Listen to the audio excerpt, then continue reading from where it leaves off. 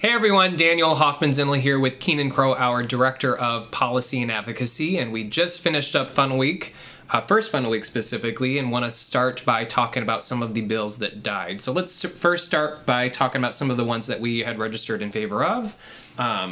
Let's start there. Yeah, absolutely. So there was some good legislation that unfortunately didn't clear funnel. Among those things, the ban on unnecessary surgeries on intersex infants. We kind of knew that that wasn't going to get a subcommittee. It's a pretty new idea. Mm-hmm. It's also a groundbreaking idea, yes. And we thank Representative Bennett very much for bringing that forward. But we have had a whole lot of great conversations with legislators, with community members, with the press on this. And so in that regard, it was a success. We've started the conversation on this, and hopefully in the future years this will move a little bit further. Yes, absolutely. Yeah. Absolutely. Same with some of the other things that we're continuing to hammer on and will continue to hammer on in the future. The conversion therapy bill that seeks to ban it for minors. The hate crimes bill, which seeks to include gender identity and gender expression so that the transgender community is protected as well. Gay and trans panic defenses, we've discussed those a little bit in the past. And then the LGBTQ inclusive sex education bill. All fantastic bills. We're very sad that they didn't advance any further. We'll keep working on it. But we're going to keep hammering away at them. Don't expect any of those to go away. We did have some that died that we were thankful for because they were bad. Yeah, absolutely. That's always a good thing when bad legislation dies early, because then we don't have to keep working on it throughout the session. So a couple of those things. The bill that would have restricted provider dollars for sex education and where those providers could come from. We talked about that last video, so if you want more information about that, go ahead and check out that video beforehand. But that did not advance through its committee. And so the caveat that I always give on Funnel Week is that they could always tuck this into a budget bill or something else, of course, but the standalone bill isn't eligible for debate for the rest of the year now, and unfortunately will become eligible at the beginning of next year, but for the remainder of this year is pretty much toast. Also, the Elevated Marriage Act. This is a bill that creates a special kind of marriage that is reserved for one man and one woman and provides all sorts of tax credits and benefits for this special kind of marriage. That doesn't seem like a good idea to us. That seems like something that's trying to give a certain group special rights rather than equal rights, and we're always about equal rights, not special rights. So that is fortunately gone as well. Yes. But we still have some current legislation that's still live, and recently had one yesterday that went through the Senate. So let's talk about so bad legislation that's still alive. That's where we're going. Okay.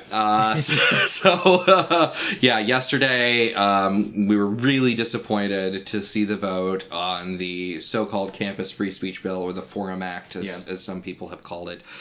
There is a pretty nasty provision tucked in there that allows student groups to discriminate in selection of their leaders on the basis of protected class statuses while still receiving student funds. We think that's a bad idea, that it's a bad policy, and we would hope that the House will remove that segment from the bill. What is the rest of the bill is not terrible, right? So if that section is removed, we're basically out of the game on that.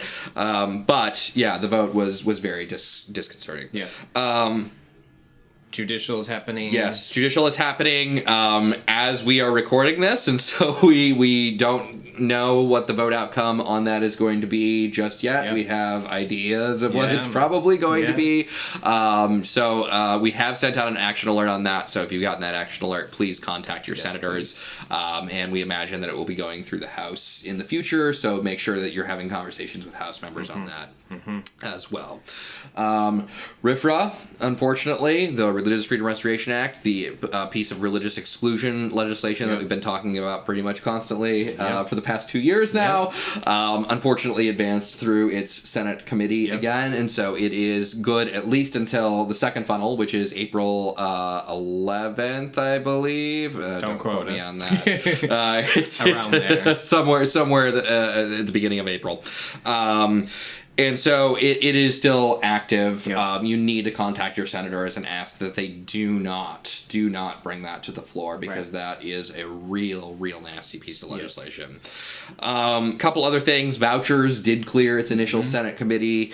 It has been pared down so that it is only available to certain groups of students, particularly students that need special education or have some sort of learning disability and need special attention there. That said, that doesn't necessarily resolve our problems with it, right? That is still public dollars going to institutions that have discriminatory policies. And so we are still very much against that piece of legislation, even though it has been pared down to just be a select group of students. It doesn't matter how many students. If it's one student or 500 students. Discrimination is discrimination. You got it. And so we are against those voucher plans, as are a lot of Republicans. I will say I was very appreciative to see, for instance, Senator Knoyer and Senator Lofgren vote against that when it hit committee. And so thank you to them for their vote on that. There are various other bills that are still alive. The voting bill that was hammered through in the very, very last hours of the funnel week has all sorts of bad things in it. I can't even take the time to list all of them. Among them are restricting early voting on campuses, because it restricts all voting on state buildings. So not only will it prevent students from public universities from voting on their campus, it'll also prevent folks in the veterans' homes and things like that. It removes students from the voter rolls if they somehow indicate that they're going to leave the state after graduation. Even before they leave the state, it's removing them from the voter rolls. It has implications for people's ability to challenge constitutional amendments. It shortens voting hours. It shortens number of registration days. On and on and on and on and on and on. It's a massive bill, and basically all of it is bad. Every time these folks have had a decision, for instance, they said they wanted to equalize voting hours, right? Municipal elections close at 8 p.m. General elections close at 9. And say they said, okay, we want to equalize that. Well, one option to equalize that would be set them all at 9, right? They went with 8. And so you can, and every decision they've had between those kinds of options, they always went with the more restrictive option. And that is not the way to do voting law. The way to do voting law is to go with always the most expansive option, make it more accessible to the most number of people. All right, that's for the most part all of the ones that we're looking and continuing to watch on we the got bad a few side. Undecided ones there as well. I'm not going to go into the details on those, because if they get fixed, they might be good bills. So let's talk about the couple that we still have on the proactive side that we still have live and are hoping to continue to push through. One really good bill that seems like it has a pretty good chance of getting through is including mental health awareness and suicide prevention in high school health curricula. We think that's a good idea. It's surprising to me that it's already in high school health curricula. I'm sure it is in some places, but it would be good to mandate that everyone is getting that kind of help and that kind of awareness of mental illness and things like that. So the other good thing is syringe exchange has cleared. Now, it has cleared in a format that we don't necessarily think is the best one. It is now pared down to be a 5-year pilot program rather than what we had initially wanted.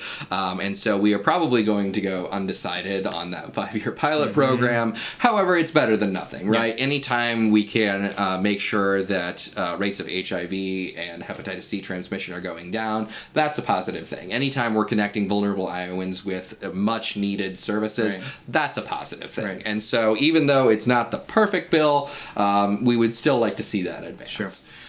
Well, how can folks be involved and continue to be involved? What do we need their help with? Follow the action alerts. Go to oneiowaAction.org and click to sign up for those action alerts. We send them out whenever there's a rapid response needed on a certain piece of legislation. Like I said earlier, we sent one out on the Judicial Nominating Commission's bill today. We sent one out yesterday for the Free Speech on Campus bill. And so we'll keep you up to date with the latest happenings in the legislature if you go on those action alerts. Also, go out to your local legislative forums. If you need to know where your nearest one is or where your legislator is going to be at, shoot me an email, keenan@oneiowa.org, and we can connect you with those as well, because that face-to-face meeting is also extremely important. Also, get to know your legislators. Have a coffee. You can't buy them a coffee.